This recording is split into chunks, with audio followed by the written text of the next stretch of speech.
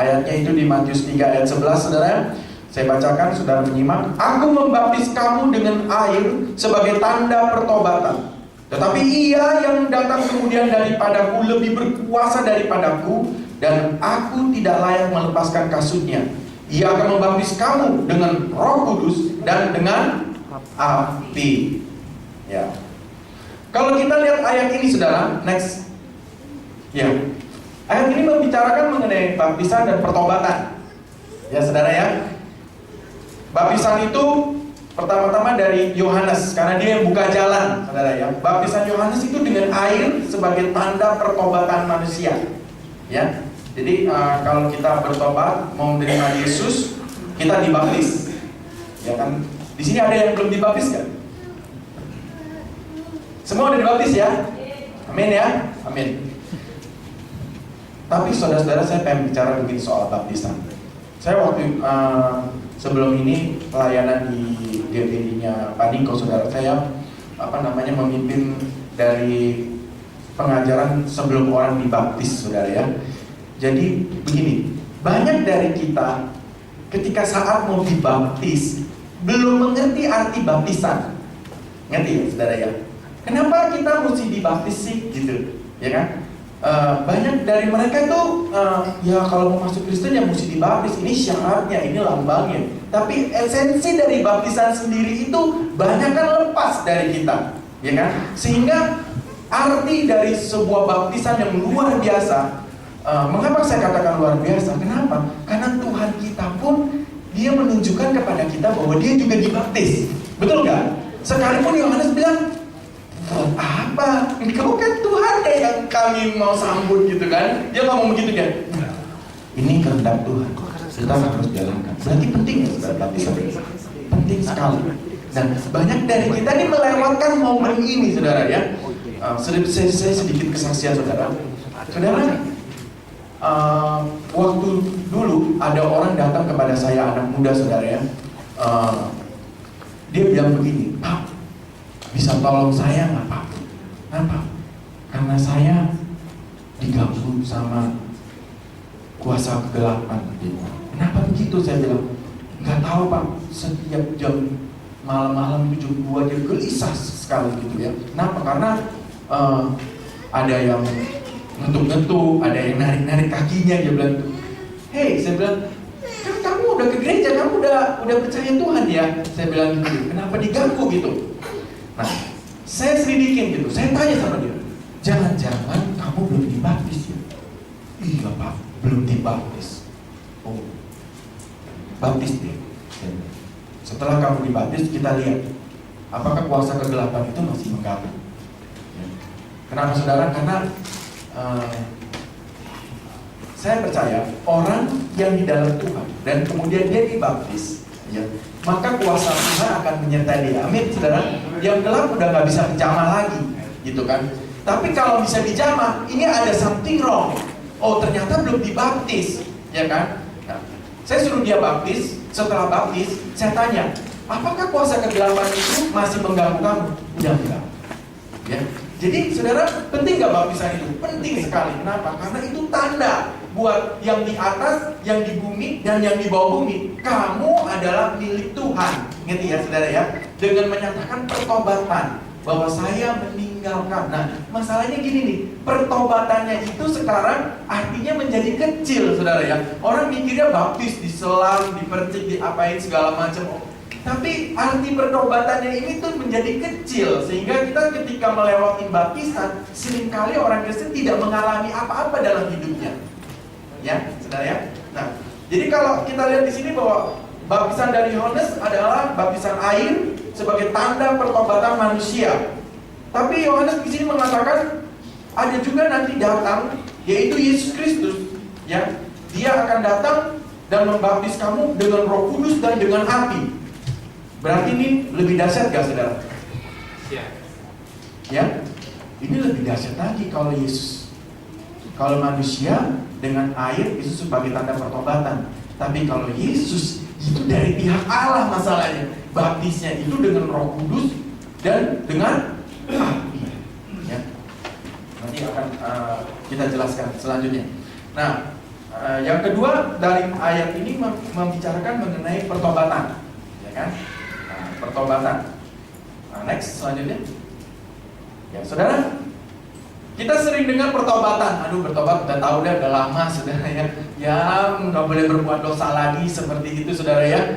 Banyak kan dari kita tuh udah bosen lah mengenai pertobatan. Tapi kalau saya ajak saudara mengenai definisi pertobatan yang saya dapat, saudara, dari firman Tuhan, dari Kisah 28 ayat 27, ya. Saya langsung ambil bagian yang di bawahnya ya. Supaya jangan mereka melihat dengan matanya dan mendengar dengan telinganya dan mengerti dengan hatinya lalu berbalik sehingga aku menyembuhkan mereka. Ngerti saudara ya? Jadi kalau kita di luar Tuhan, ada orang di luar Tuhan, bukan kita maksudnya, ada orang di luar Tuhan, lalu dia mau bertobat, dia dari perbuatan yang jahat, dia malah harus melalui step-step seperti ini. Dia harus lihat dengan matanya. Nggak langsung gini nih saudara, mulai hari ini saya mau bertobat, saya nggak mau berbuat jahat lagi. Berapa lama kamu bisa bertahannya? Pernah sadari nggak kita gitu? Ya, saya udah nggak mau marah-marah lagi. Baru bilang nggak mau marah-marah lagi, lalu anak kita datang dengan nakal udah marah-marah lagi, seperti itu saudara ya.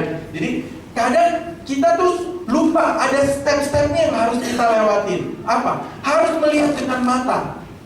Ya, harus mendengar dengan telinga. Lalu apa? Mengerti dengan hati. Yang paling penting yang ketiga, mengerti dengan hati. Baru kamu berbalik.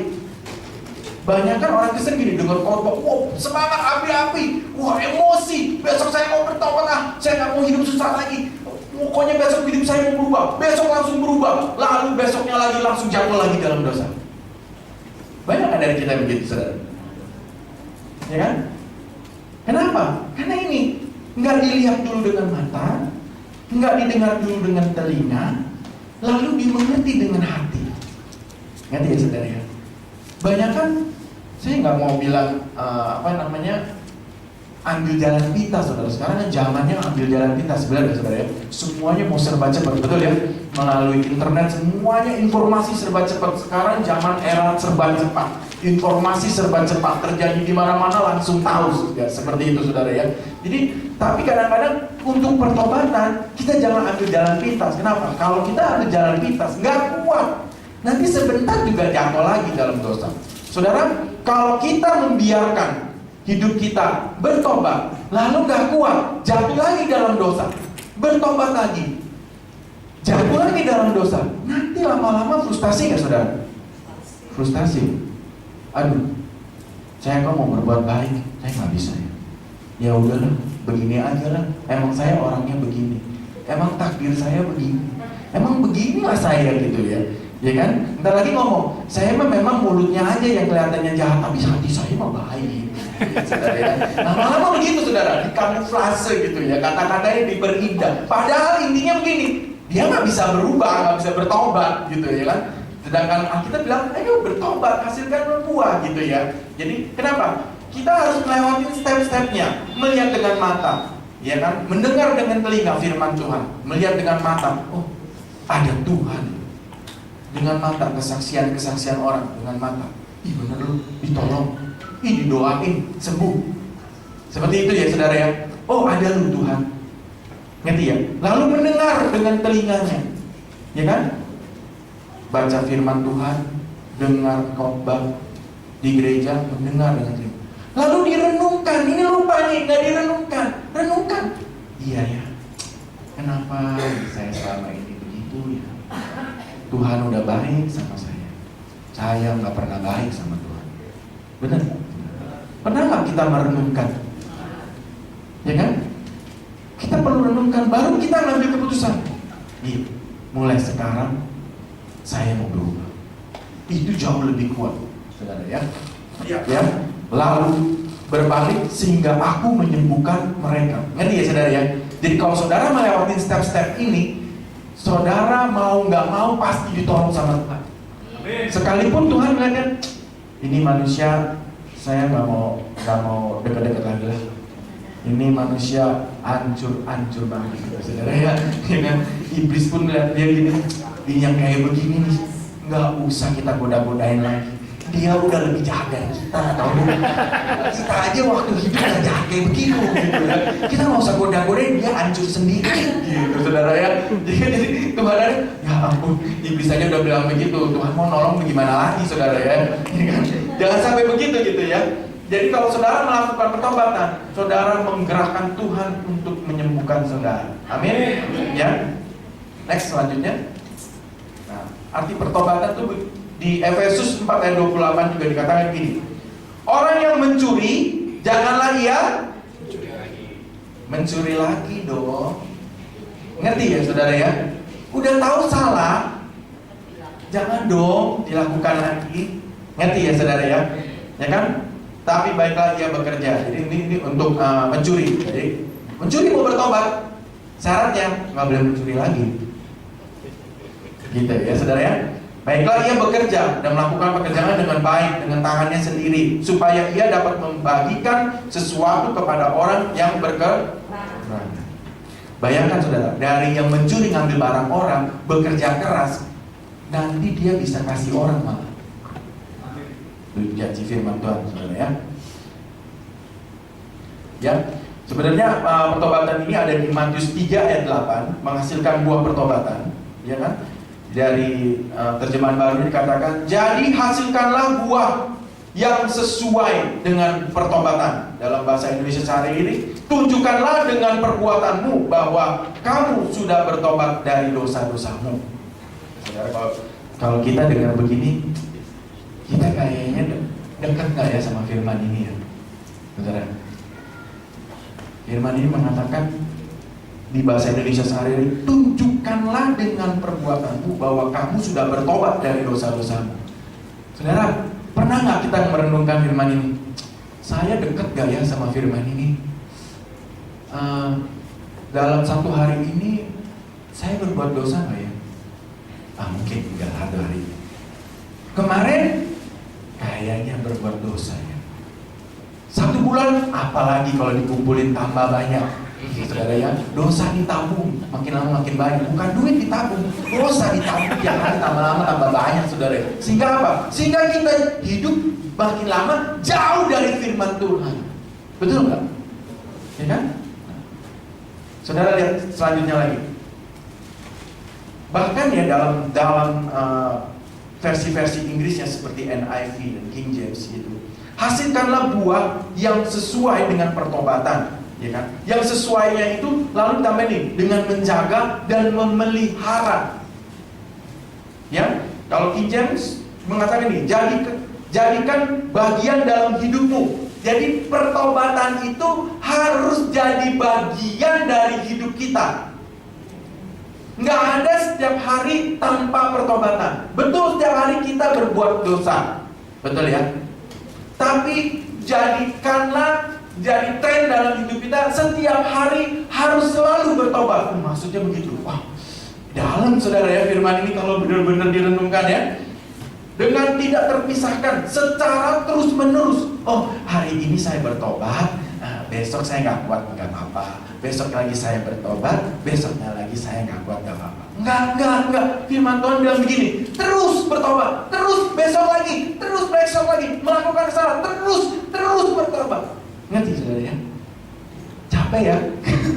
Kalau kita baca ini, aduh capek amat hidup ini ya. Tiap hari secara terus menerus harus bertobat dan tiada hentinya untuk menghasilkan buah-buah yang sesuai dengan pertobatan.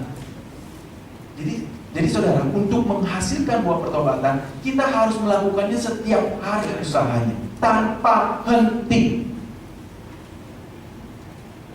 Saya diingatkan nih, saudara, perlu nggak sih kita bertobat?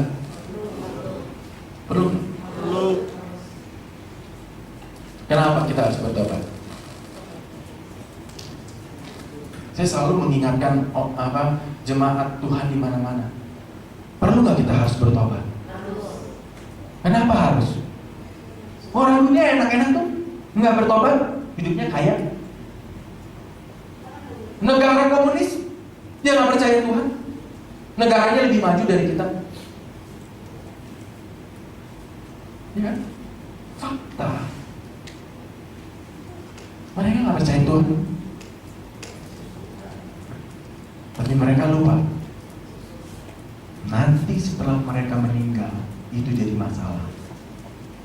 Ngerti ya? Kenapa kita perlu bertobat? Karena habis kehidupan ini ada kehidupan yang lebih lama dari kehidupan yang sekarang. Berapa kali lipat? Nggak bisa dihitung. Lama sekali. Kita kalau dengar umur dinosaurus, tulangnya itu saudara ya, udah berapa lama itu? Ada yang 1 juta tahun ya saudara. 1 juta tahun itu lama nggak saudara? 1 jam aja kalau kita nunggu suka lama. Betul gak saudara? 1 juta tahun. Aduh. Jadi penting gak pertobatan ini? Saya mau ngingetin saudara ya, awas kita jangan lupa ya. Jangan kita ditutupi oleh kehidupan di dunia ini dengan kesusahannya, dengan kesenangannya, lalu kita melupakan sebenarnya karya Kristus itu buat apa? Untuk supaya saudara habis kehidupan ini tetap hidup. Itu yang Tuhan mau.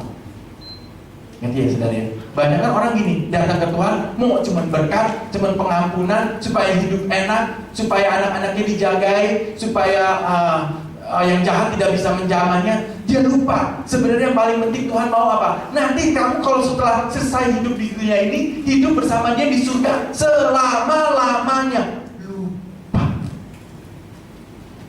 Ngerti ya saudara ya? Kenapa?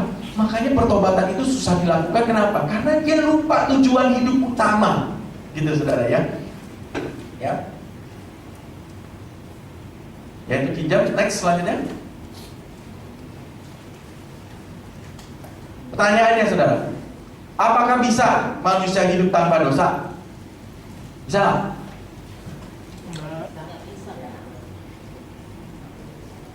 Kalau nggak bisa, kalau gitu kata Paulus, kalau gitu marilah kita duduk, minum dan makan-makan saja, sebab besok kita semua binasa.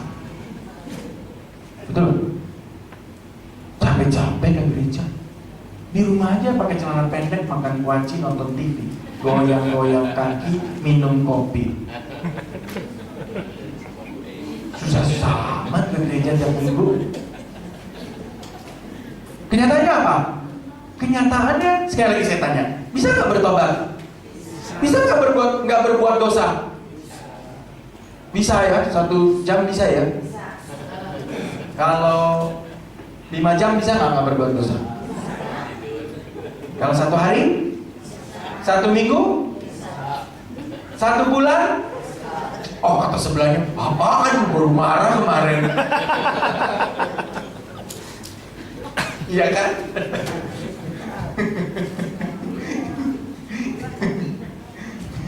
Iya kan? Kalau gitu Yesus buat apa ya datang ke dunia ini? Menghapus dosa. Udah tahu dihapus, habis itu besok berbuat lagi. Benar gak saudara? Karena manusia mengusahakan pertobatannya, ada 2 saudara ya, jalan yang terus saya tulis di situ. Dia mengusahakan sendiri buah pertobatannya, ngerti ya? Setelah ingat ketemu Yesus tuh kayaknya ada pencerahan gitu, terang, saya mau masuk Kristen, saya mau bertobat, saya mau hidup baik. Tapi saudara lupa dengan perkataan saudara, saya mau berbuat baik, saya mau baik, saya mau masuk surga, saya terus. Ngerti ya saudara ya? Karena ada yang kedua, Anda bisa hidup tanpa dosa karena Anda bersama Tuhan menghasilkan buah pertobatan. Ngerti ya saudara? Itu menjadi salah satu sebab kenapa Allah pencipta langit dan bumi mau susah-susah payah datang ke dunia ini, disalib, digebukin, dipukulin. Pak, Bu, dia bukan manusia biasa ya saudara ya. Dia beda sama kita gitu. Dia Allah pencipta langit dan bumi, Kristus Yesus namanya. Itu susah sekali loh saudara. Dia turun ke bumi, dia dipukuli, diludahin, dicambuk, disalib. Kenapa dia harus begitu saudara? Karena dia tahu manusia ini akan susah sekali untuk diselamatkan. Dan untuk itu dia harus membayar. Gini ya saudara ya, saudara perhatikan. Menurut saya kayaknya pengurapannya kenceng banget. Gini, dia harus mengusahakan membayar dosa saudara selama saudara dalam diajak sama dia masih jatuh terus dalam dosa. Mengerti saudara? Ngerti nggak perkataan saya? Dia terpaksa harus turun ke dunia ini supaya dia bisa menghapus dosa saudara selama dia mendidik saudara untuk menjadi sempurna, yang nantinya akhirnya saudara dengan dia bersatu hidup tanpa dosa. Ngerti ya saudara? Tapi kan selama dididik masih jatuh bangun dalam dosa, betul ya? Dan untuk itu dia harus bayar. Ngerti gak? Kenapa dia harus bayar? Karena dia juga berfirman, kalau manusia hidup dalam dosa, nanti kalau mati masuk neraka. Ngerti ya saudara ya? Dan untuk itu dia harus membayar supaya saudara lepas dari hukuman itu. Ngerti ya saudara? Jadi ada orang yang mengusahakan sendiri pertobatan. Ada orang yang bersama Tuhan mengusahakan pertobatan. Mana yang menurut saudara yang berhasil? Bersama Tuhan. Benar ya? Bersama Tuhan. Tapi banyak orang yang meninggalkan Tuhan masalahnya. Betul gak? Ya. Next selanjutnya.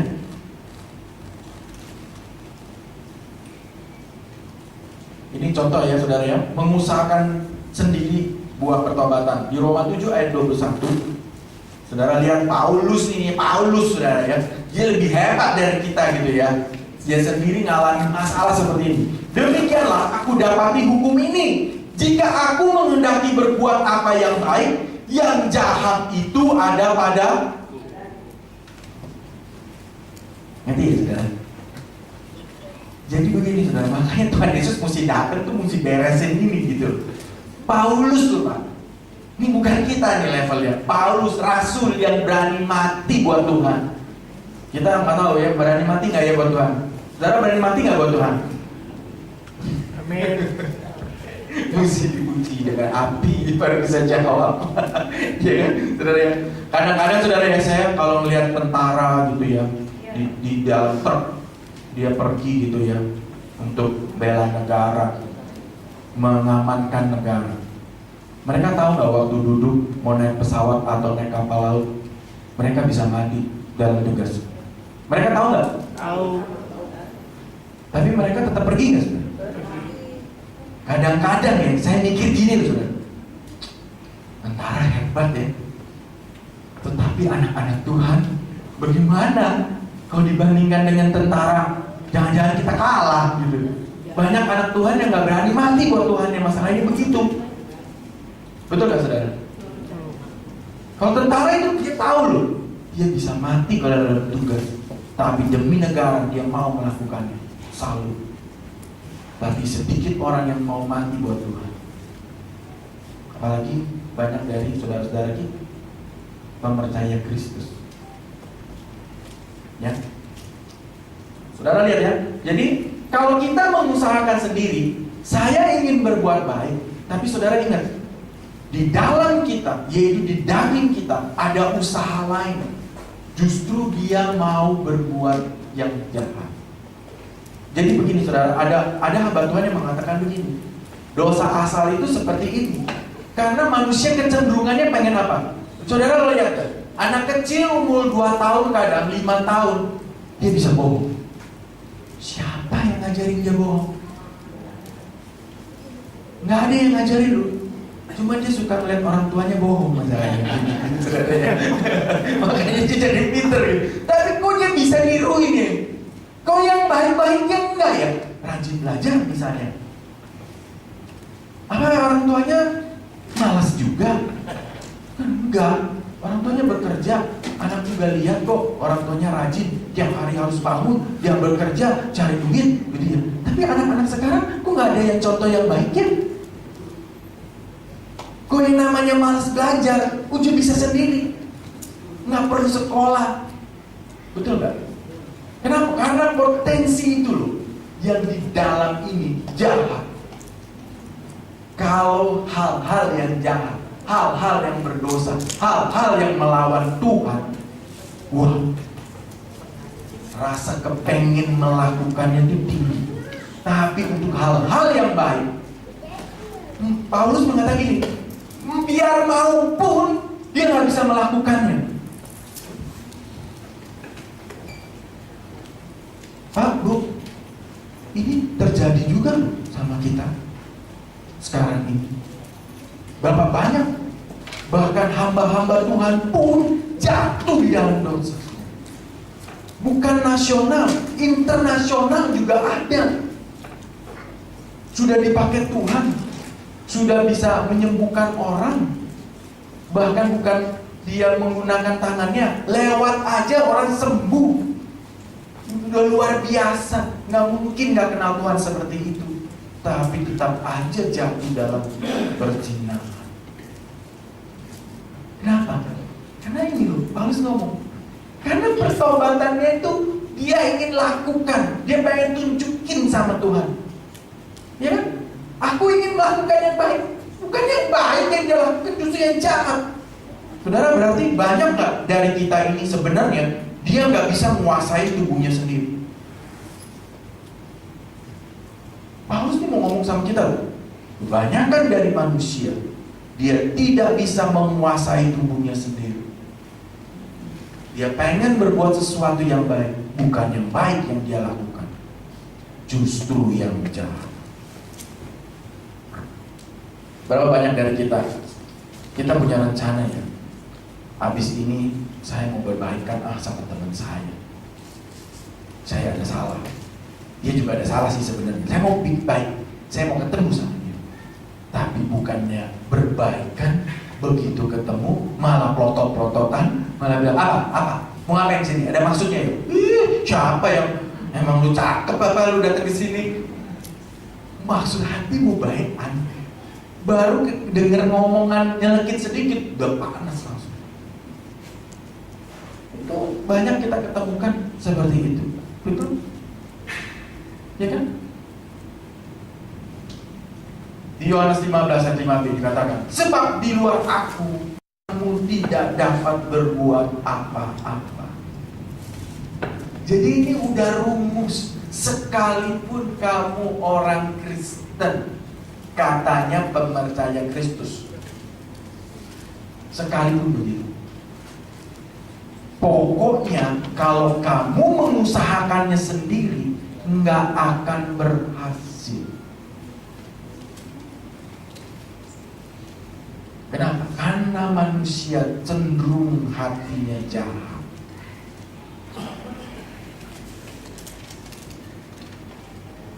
Next, selanjutnya. Ini contoh-contoh orang-orang yang ingin melakukan kebaikan untuk Tuhan, tapi malah dicela sama Tuhan. Bahkan ada yang mati dihukum. Dia ingin berbuat baik untuk Tuhan. Contohnya, example ini karena waktunya saudara. Marta, dia ingin terima Yesus, dia mau kasih makan dong Yesus. Baik gak saudara? Baik. Masak, bikin yang enak supaya Yesus senang. Betul? Betul. Tapi waktu lihat saudaranya, si Maria bukan bantuin, malah di situ dia ngobrol sama Tuhan Yesus. Dia tegur Tuhan Yesusnya, Tuhan, masa kamu diamin sih Tuhan? Suruh dia bantuin saya dong. Oh enggak, kata Tuhan. Oh, kamu yang salah. Dia udah melakukan yang benar. Hah? Yang benar? Ngerti ya saudara? Marta secara manusia dia mau melakukan yang baik, melayani Tuhan dengan masak makanan yang enak supaya nanti Yesus kenyang. Tapi malah dicela oleh Tuhan.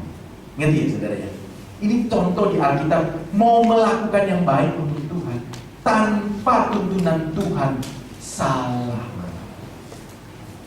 Ya kan? Petrus, waktu Yesus bilang begini sama Petrus, anak manusia harus menderita, dia tarik Yesus. Sekali-kali tidak akan terjadi. Hebat, sepertinya membela Tuhan. Betul gak saudara? Sepertinya membela Tuhan, hebat. Tapi justru Tuhan bilang, nyalah iblis. Aku kan ngomong yang baik mengenai Tuhan Yesus. Supaya itu tidak terjadi yang jelek-jelek itu, bahwa anak manusia harus menderita sengsara. Itu sekali-sekali tidak akan terjadi. Baik kan? Malah Tuhan bilang, hanyalah iblis. Bisa lihat kan? Paling parah Ananias dan Safira. Maksud dia apa? Baik. Kenapa? Mau kasih persembahan sama Rasul. Dengan apa? Dengan jual rumahnya. Tapi cuma sisain sedikit. Kalau khawatir nanti setelah dikasih ternyata hidupnya tetap susah. Sisain dikit dong, boleh kan? Betul gak? Ya, jual 100 juta, simpenlah 20 juta, 80 juta loh. Buat Rasul, dia cuma 20 juta.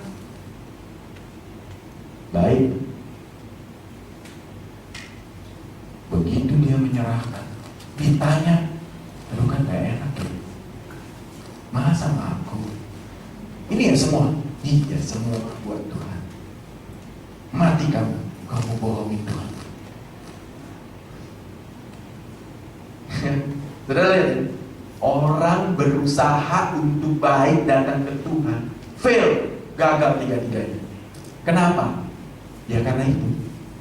Maksud hati berbuat baik, tapi apa daya ketika ditanya sama Rasul, yang jahat langsung di dalam tubuhnya langsung jawab, ini semua mati langsung dihukum.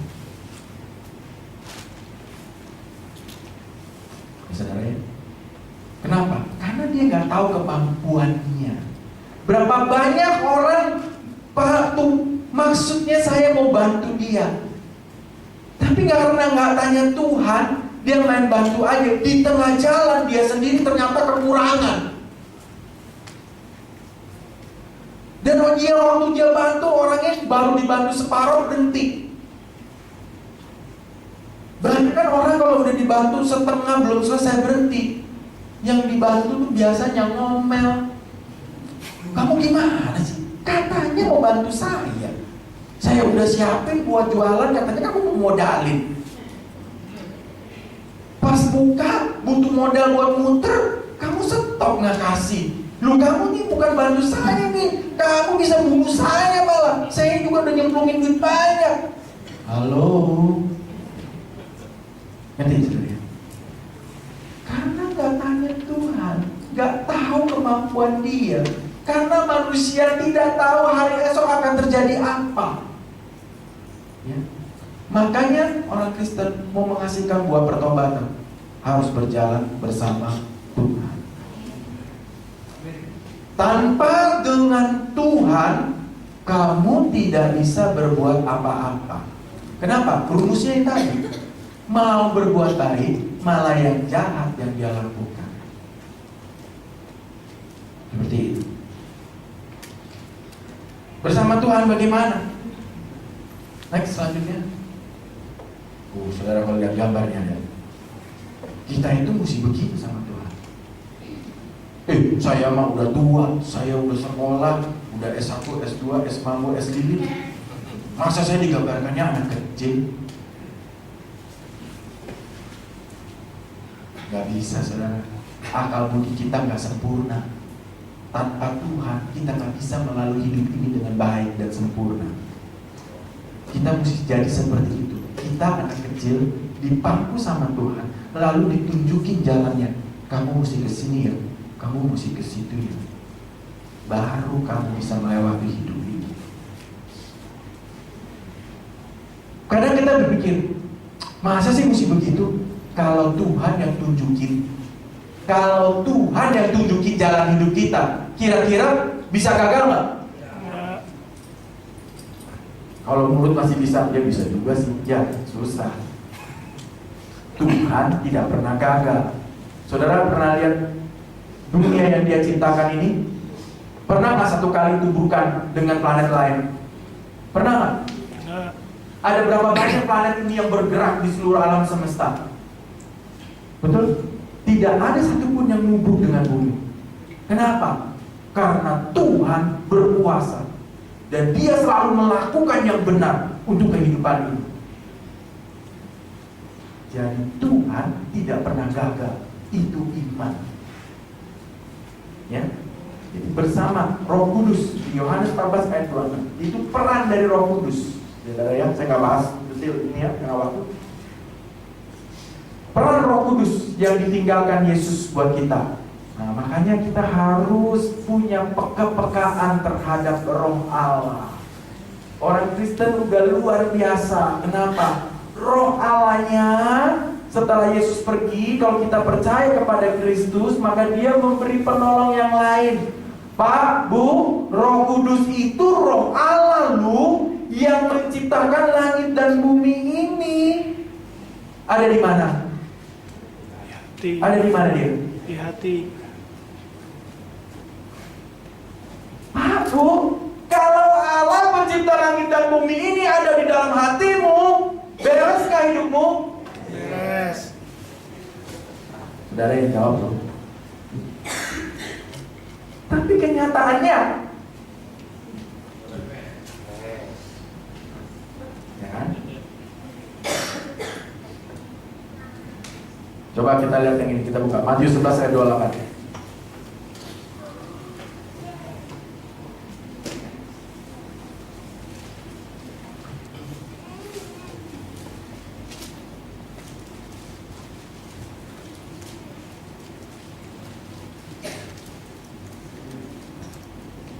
Keburu gak ya saya habisin ini berbayar. Yuk kita cepet ya. Matius 11 ayat 28. Marilah kepadaku semua yang letih lesu dan berbeban berat. Tuhan tahu gak kita berbeban berat? Tahu. Tahu. Jangan bilang ini, kayaknya Tuhan ya melupakan saya, kayaknya Tuhan meninggalkan saya. Enggak. Saudara baca lihat. Marilah kepadaku semua yang letih lesu dan berbeban berat. Tuhan tahu kamu berbeban berat. Ya, aku akan memberi kelegaan kepadamu. Tuhan tahu jalan keluarnya. Loh, bukan kata saya, kata firman. Jadi Tuhan tahu setiap masalahmu dan Dia juga tahu jalan keluarnya. Cuman masalahnya manusia percaya enggak?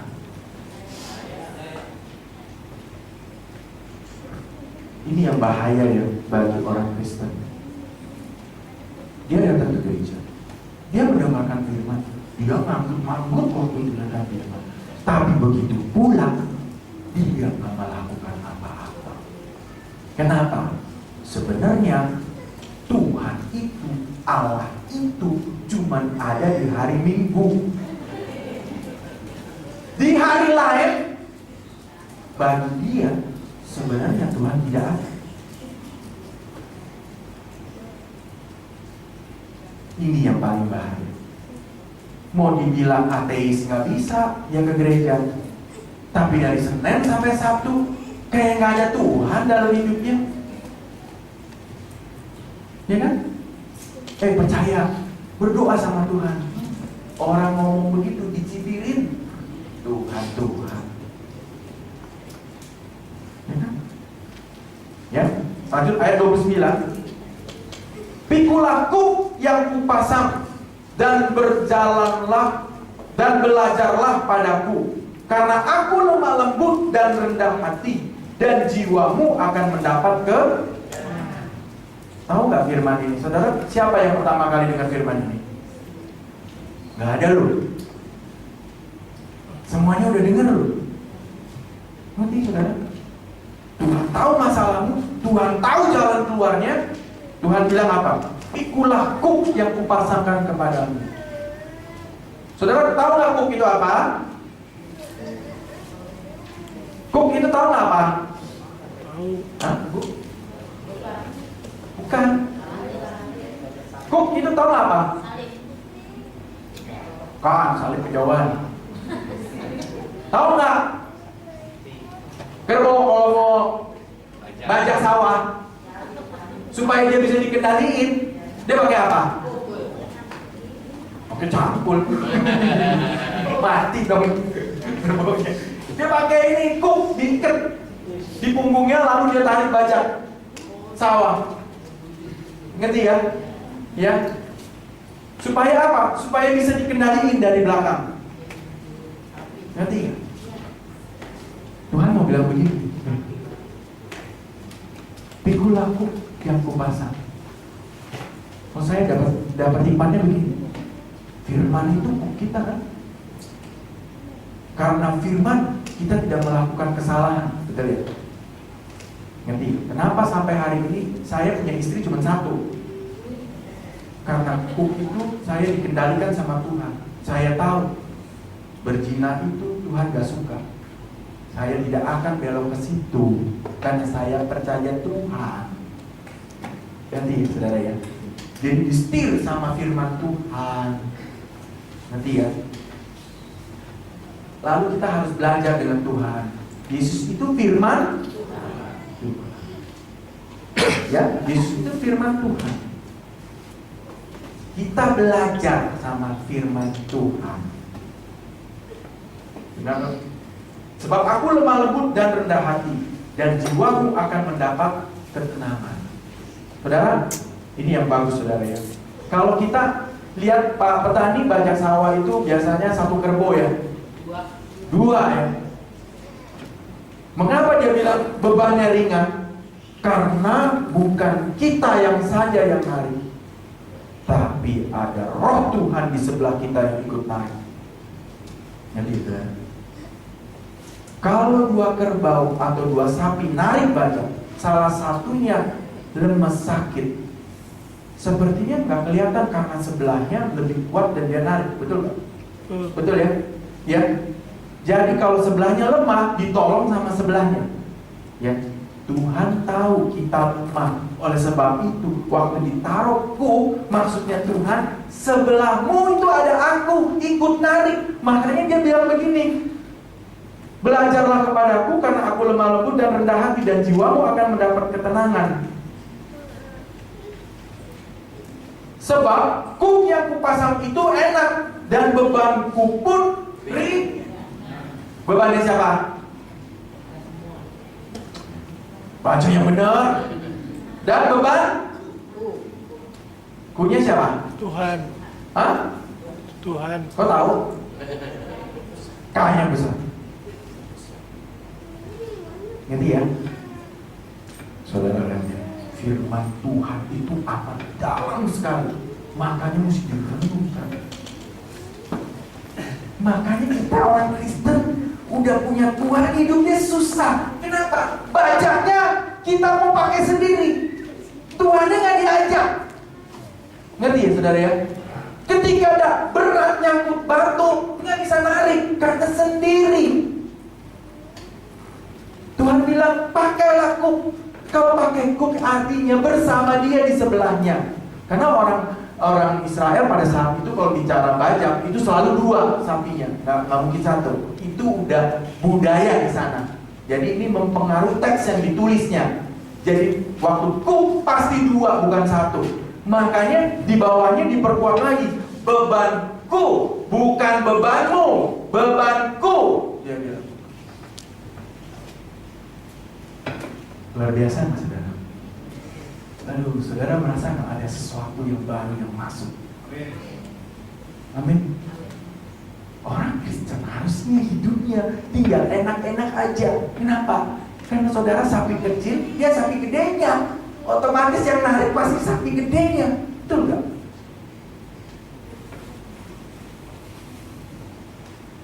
Beban apa yang nggak bisa Tuhan tarik? Saya tanya mas saudara. Beban apa yang Tuhan gak bisa tarik?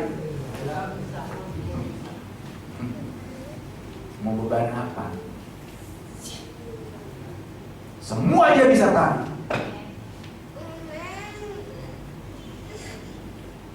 Beres gak hidup ini? Beres. Orang Kristen harusnya datang dan nyanyi. Mestinya gak gitu nyanyinya. Bukan terbang, terbang. Kenapa? Nggak ada beban, terbang. Tapi bukan terbang. Jadi namanya dia pendek. Karena dia tahu, cuma main-main dia nyanyi terbang. Orang nggak bisa terbang, disuruh terbang. Masalah di rumah tuh, besok mau bayar sekolah, mau nyanyi terbang lagi, mau masuk anak sekolah lagi, mati bayarnya berapa? Aduh, kontrakan belum bayar, bukan terbang. Sayapnya kecil, baru bisa terbang. Kayak ayam, punya sayap nggak bisa terbang. Betul nggak saudara? Kalau bersama Tuhan, bebanmu pasti ringan. Bukan bebanmu itu, bebannya tuh, ya. Lanjut. Kita buka Filipi 2 ayat 13.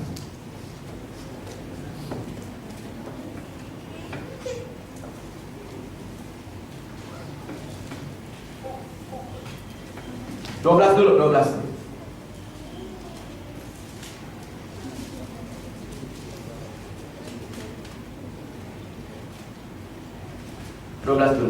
12 dulu. Filipi 2 ayat 12. Ya, saya bacain. Hai saudara-saudaraku yang kekasih, kamu senantiasa taat, karena itu tetaplah kerjakan keselamatanmu dengan takut dan gentar. Bukan saja seperti waktu aku masih hadir, tetapi terlebih pula sekarang waktu aku tidak hadir. Ingat, harus mengerjakan keselamatan. Susah apa gampang mengerjakan keselamatan? Susah-susah gampang, Pak. Kalau saya lagi diberkati gampang. Kalau lagi saya susah, ya ikut susah. Ya kan? Tapi saudara harus baca ayat 13-nya, jangan stop di ayat 12. Ayat 13-nya dikatakan apa? Sama-sama baca 2, 3. Karena Allah lah yang mengerjakan di dalam kamu baik kemauan maupun pekerjaan menurut kehendak. Pak, Bu, bukan kita yang melakukan keselamatannya. Kalau kita yang melakukannya, pasti nggak berhasil. Saya mau bilang ya saudara, Tuhan itu bilang, gak ada seorang pun yang bisa datang kepada Bapa kalau dia tidak melalui aku. Egois amat Tuhan Yesus. Masa orang lain yang gak percaya gak masuk? Gak bisa. Kenapa? Karena Allah itu sangat suci, sangat kudus. Kalau dia mau menerima perbuatan baik seseorang, harus sempurna. Saudara lihat ke perjanjian lama. Kalau mempersembahkan binatang untuk Tuhan, gak boleh ada yang cacat ya. Mesti sempurna, gak boleh kakinya bengkok, matanya picek. Wah, ini kebenaran sakit, kita persembahkan sama Tuhan. Gak ada itu saudara. Jadi hukum saudara. Nah, karena dia Allah, gak akan dia mau terima sesuatu yang setengah-setengah. Nanti saudara ya. Jadi saudara, di luar Kristus jadi gimana perbuatan baiknya? Gak bisa diterima. Kenapa? Karena tidak sempurna. Kenapa? Karena hari ini dia sabar, besok dia enggak. Hari ini dia sabar, hari ini dia sabar, besok bisa enggak. Sempurna enggak? Enggak. Sempurna enggak? Enggak. Siapa yang bisa sabar dari lahir sampai hidup? Enggak pernah marah.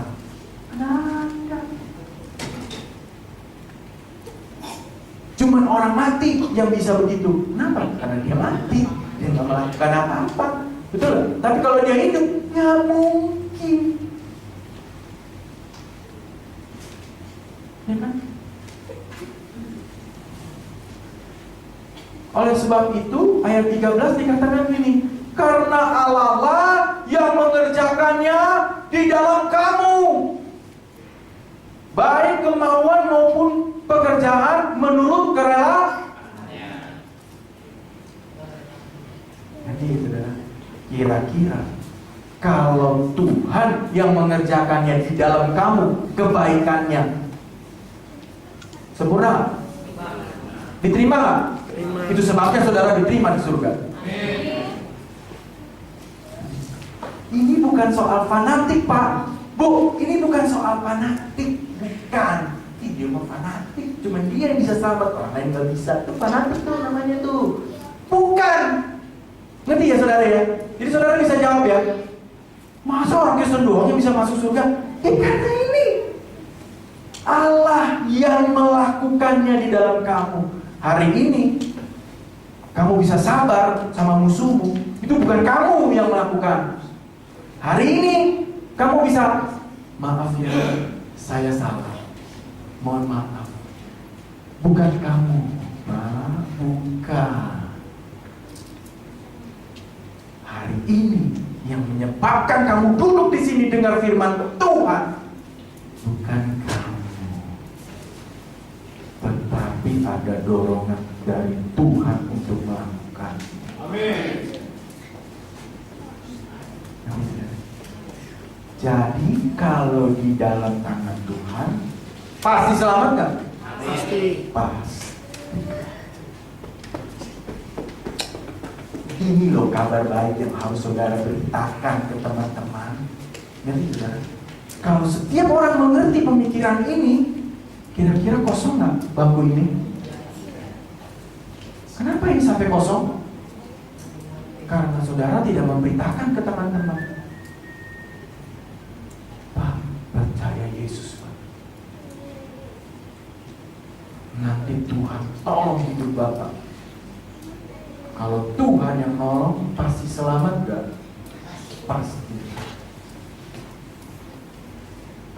Ngerti saudara ya?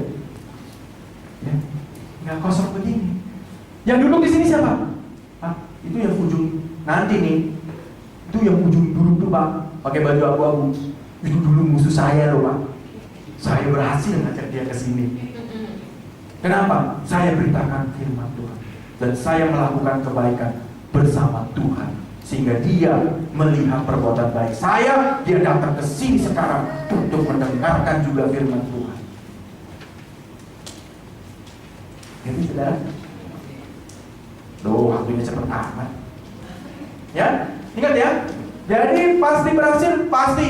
Buah pertobatan pasti terjadi, pasti. Kenapa? Karena Allah yang melakukannya di dalam kita. Cuma begini doang Pak, cuma begini. Mau nggak nyerahin? Ngerti ya? Mau nggak nyerahin? Biar Tuhan yang beresin. Tugas kita apa? Berdoa. Tunggu waktunya Tuhan beresin. Ingat ya yang tadi ya. Dia tahu nggak masalah kita? Tahu. Dia tahu nggak cara nyelesainnya? Tahu. Dia ada di mana? Hati kita. Di dalam. Saudara yang jawab loh, bukan saya ya. Next selanjutnya. Nah ini sudah mencapai garis finish. Saudara, buah pertobatan itu yang paling penting apa jadinya? Berubah. Saya pernah duduk seperti saudara dan ada hamba Tuhan yang berkorban ke depan. Dia bilang begini, saudara perhatikan ya. Dia bilang begini, sampai hari ini saudara-saudara yang duduk di sini belum berubah. Saya waktu dengar itu, saya tertunduk kepala. Ya Tuhan, ampunilah aku. Ngerti ya saudara? Saya tidak memberi kesempatan kepada Tuhan untuk melakukan perubahan dalam hidup saya. Sehingga sampai dengan hari ini Tuhan, saya belum berubah.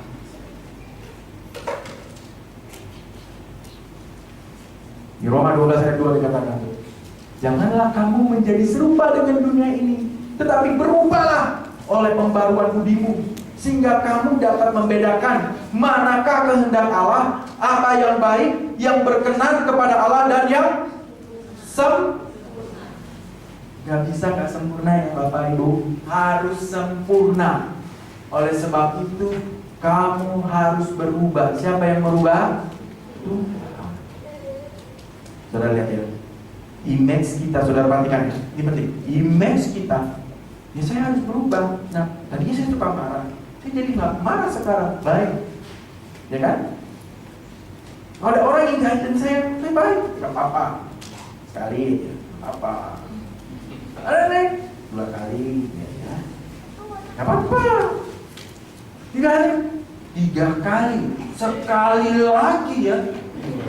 Ya kan? Berubah lah? Enggak. Ya, kenapa? Karena image kita mau berubah, gak bisa. Ngerti ya? Pak, itu udah lumayan loh Pak. Saya biasanya langsung marah. Ini sampai 3 kali belum marah saya. Berarti saya udah berubah dong Pak. Ya kan? Oh, yang firman katakan gak begitu. Karena arti berubah. Next selanjutnya. Beratnya firman Tuhan itu begini saudara. Tanpa Tuhan memang kamu pasti tidak bisa melakukan. Karena arti berubah itu metamorfo. Ya. To change, bahasa Inggrisnya to change another transform, to transfigure. Itu terlalu to transform, berubah, bahasanya bisa balik lagi. Namanya juga to transform. Bahasa Indonesia apa lagi? Bisa berubah jadi baik, bisa berubah pula menjadi jahat lagi. Itu enggak? Namanya juga berubah. Tapi yang Alkitab dalam bahasa aslinya saudara disebutkan metamorfo. Artinya apa? Pernah belajar waktu SMP SMA metamorfosa? Hah? Berubah menjadi Next selanjutnya. Siapa ini? ulat. Ulat makannya apa? Kita manusia sebelum bertobat kerjaannya tiap hari dosa. Ulat makanannya daun. Next selanjutnya. Tapi Alkitab memerintahkan kita seperti ini. Ini yang disebut dengan metamorfo. Berubah. Makanya ada kata-kata dalam gereja disebut one way to Jesus. Nggak ada jalan balik. Cuma satu. Ketika saya berubah, saya nggak bisa kembali lagi. Ulat makanannya apa? Daun. Lalu dia jadi kepong.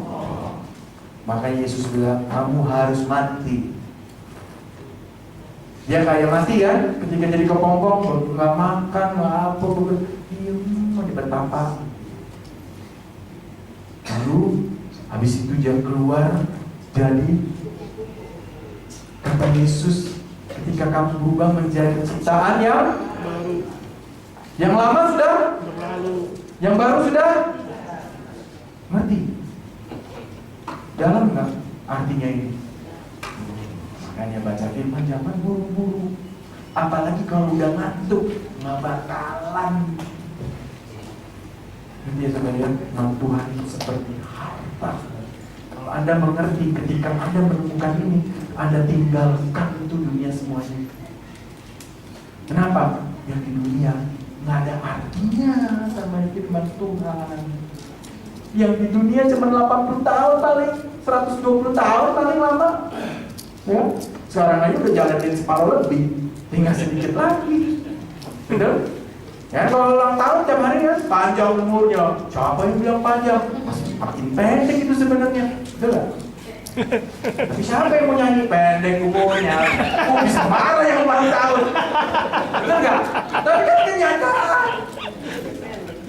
Manusia suka begitu. Demen kalau dibohongin.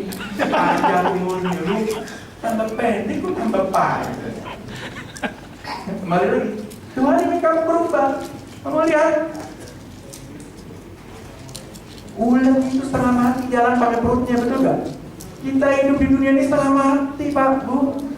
Mesti bekerja keras, banting tulang. Sekarang bukan laki-laki aja, perempuan mesti banting tulang. Gak cukup hidup ini, makin lama makin mahal, betul gak? Harga sayur sekarang berapa? Nggak kayak dulu. Cabai aja sekilo berapa, sekarang berapa Bu? Dulu berapa? Serau dulu. Sekarung tuh harganya segitu. Betul gak? Hidupnya makin susah Pak Bu, makin susah. Jalannya udah pakai perut. Banyak habis. Ya, saudara ya, jalannya pakai perut. Tapi Tuhan kamu berubah. berubah, matikan daganganmu itu dengan segala keinginannya. Ulet waktu jadi kepompong, dia mematikan keinginan dagingnya untuk makan daun. Dia nggak makan daun lagi, dia diam. Lalu dia berubah jadi kupu-kupu. Sekarang saya tanya, dia jalan dengan apa? Saya. Dari tadi ya, kukata. Jadi ada hubungannya nggak lagu itu? Ngerti? Bu? Anda adalah manusia Allah. Manusia Allah? Iyalah. Anda manusia. Dalamnya siapa? Allah. Jadi manusia Allah. Anda bukan manusia biasa seperti orang lain yang gak percaya Yesus. Maaf ya. Anda bukan ular. Anda kupu-kupu. Orang lain berjalan dengan perutnya, Anda dengan sayapnya. Orang lain di bawah, saya di atas. Amin. Makanya ada lagu Raja Wali terbang mengatasi badai. Jadi tahu, orang Kristen sebenarnya ya, kalau ke gereja udah tinggal ketawa-ketawa aja, makanya pesta aja. Ini sebenarnya harusnya pesta, saudara. Udah beres, hidup ini udah beres, udah selesai. Yesus sudah mati di salib. Kalau percaya masalahnya begitu. Kalau konsep Tuhan itu benar-benar di dalam hatinya, bukan di pikirannya. Mau saya buktiin bahwa konsep Tuhan ada di pikiran? Allah itu cuma ada di pikiran. Ini lelucon aja. Saya tanya, surga itu bagus gak? Bagus. Ada penderitaan gak di surga? Gak ada. Kekal gak surga itu? Kekal. Ada air mata gak di dalamnya? Enak kah hidupnya di sana? Bersama siapa? Tapi kalau ditanya, siapa yang malam ini mau ke surga duluan? Saya. Ngerti ya? Kita kadang-kadang ketawa, tapi nggak tahu diri kita. Katanya surga enak. Siapa yang mau duluan? Berarti apa? Tuhan cuma ada di pikirannya, bukan di kenyataannya, apalagi di dalam hatinya. Maaf, sebenarnya Tuhan itu ada nggak? Ada, tapi kamu masuk surga sekarang, ya kan? Ya, ngerti ya saudara ya? Konsep Tuhan kadang-kadang, makanya orang Kristen itu banyak yang salah. Makanya ini harus diberitakan. Kenapa? Karena engkau menyembah Tuhan cuma sampai di pikiranmu, tidak dengan sesungguhnya engkau menyembah Tuhan. Makanya masalah bertubi-tubi datang, beban hidup. Kita gak ada bedanya dengan manusia lain yang gak percaya sama Tuhan. Bahkan orang yang lain yang tidak percaya Tuhan, hidupnya lebih enak jauh dari kita. Kenapa? Bukan berkat yang datang, malah kutuk akhirnya. Ya, saudara lihat ya, pada gambarnya ya. Saudara harus berubah.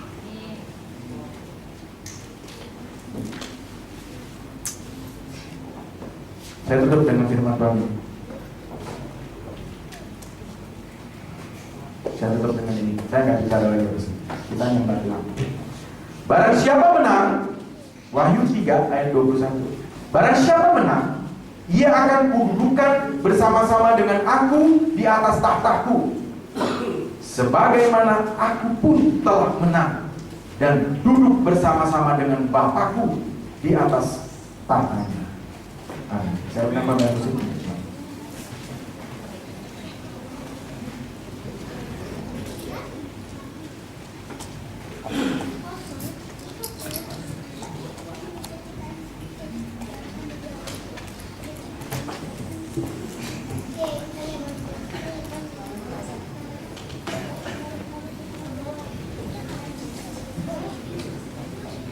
Nih saudara ya, saya mau uji nih. Ini firman Tuhan sudah selesai diberitakan. Saya percaya firman Tuhan pada hari ini penuh urapan dari Roh Kudus. Amin saudara. Amin.